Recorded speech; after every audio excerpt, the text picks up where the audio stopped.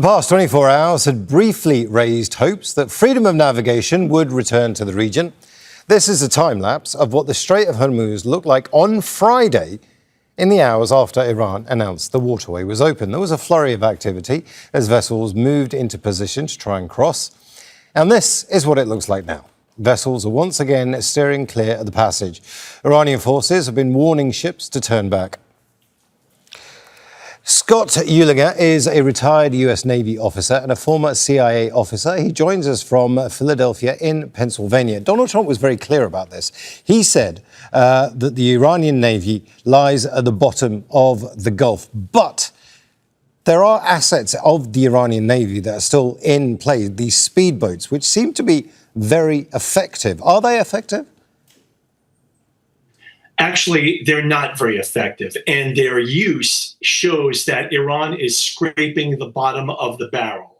Using 25-foot boats with 50 caliber machine guns on them is a desperate act. It is definitely intimidating, and it has compelled a lot of shipping companies to decide to stop transiting the Strait of Hormuz. But these vessels are generally not capable of creating a lot of damage on any ship. And now with Trump deploying attack helicopters more than before, I expect within the next week, any of those vessels which dares to show itself is going to be destroyed. And that will be one of the few remaining cards Iran has to try to close the Straits of Hormuz.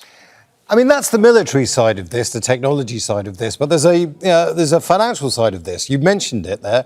You know, the boats are less a military threat, but much more of an insurance threat. It's the shipping companies that are scared of them, not the Americans. So any attacks on them is just going to make the insurance people jittery, and the strait effectively remains closed, right? Right, that is true. Although I also want to point out one reason that Tehran is speaking about the blockade is because the blockade has been devastatingly effective. With all Iranian ports closed, the United States is carrying out a distant blockade, basically tracking assets using surveillance, and the U.S. naval vessels are actually outside the straits in the Gulf of Oman. And so Iran is losing about $160 million of oil revenue every single day, which it uses to pay the IRGC and the Iraqi terrorists brought in to protect the regime. And that money is going away. And that's why Iran is angry about that. I think the use of these small boats also indicates an absolute fragmentation of the Iranian leadership. It's hard to determine how much of Iran's official statements are for propaganda purposes or perhaps reflect the simple fact that the IRGC is ignoring what the foreign ministry is saying and is just conducting a war by itself on the United States and the world by trying to close down world trade at the Straits. But that's an effective weapon. You said the $160 million a day is what it's costing the Iranians, but it's also costing the Americans. A conservative estimate suggests it's nearly $1 billion a day that they're spending. Is this sustainable for the Americans in simple terms? It is sustainable. I want to point out that about 5% of U.S. oil imports are from the Persian Gulf, so that's not an issue. And people stating that it costs the Navy and the military X amount of dollars to be in a certain area is true, but it's really only a half truth, because the bottom line is most of those ships would have been deployed anyway. Now they're being deployed to. Sorry, Scott, I think we've lost you there. A conflict. However, most of those vessels would have been deployed worldwide.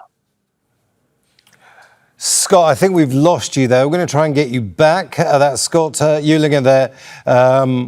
No, we have got you back. Scott, so when we're talking about money then, this is less of an issue for the Americans, but it is an issue for the international community, and they are the ones putting pressure on the Americans to try and come up with a diplomatic solution. But it's not really. I also think it's clear, as countries like the UAE are prepared to join the conflict with the United States. There is no apparent negotiating with this regime. Now, like I said, the attacks may reflect a fragmentation of the government, but the United States intelligence is going to have to determine how sincere the previous negotiations were, or is it that they were sincere and that certain rogue elements of the government are not going to abide by it. So it's that judgment that is going to decide what the United States is going to be doing on Wednesday when basically the ceasefire ends. And now, Scott, you are a former US Navy officer, but you're also a former CIA officer. So I want to put your CIA hat on, as it were. What is the CIA doing right now when it comes to trying to get the Strait of Hormuz open? Is there a strategy that they'll be using? I think, right. I was a CIA station chief in Eastern Europe, and I actually went head-to-head with Iran quite often. My greatest successors were actually against Iran. U.S. intelligence in the Straits of Hormuz is going to be primarily military in nature to sort out what remains of the Iranian Navy. As I said, it's probably just several speedboats. They can avoid detection, however, because they're so small. You cover them with a couple of palm fronds, and it may be difficult for you.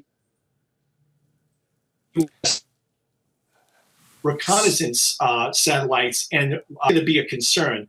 The CIA would be concerned very much with strategic intelligence and things like trying to identify rogue IRGC elements that are prosecuting these attacks and perhaps trying to contact them to try to get them to work for our side. Scott, thank you so much for your perspective there. It's fascinating to hear.